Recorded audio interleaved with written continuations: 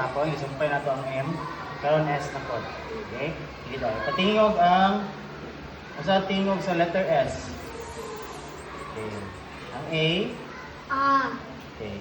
Sumpay daw. Ha? Magsugod sa S. Again. Again. Asa man dira ang unang nga tingog? Kini or kini? Tadlo. Gamitin ko. Asa diha? Kana ang pinakauna nimo ipatingog pag magbasa ka. Balik daw eh. Again. Tapos. Okay, kini. Okay, kini.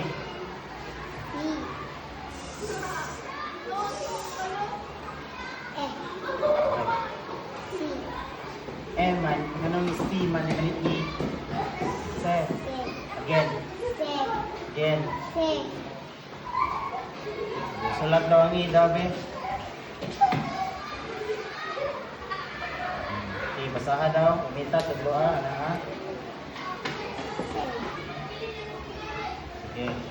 Kasi tingog sa S. Okay. Kini E. Okay, sumpaya. Again. Again. Okay. Sige, sulat ang I. Okay, patingog. Again.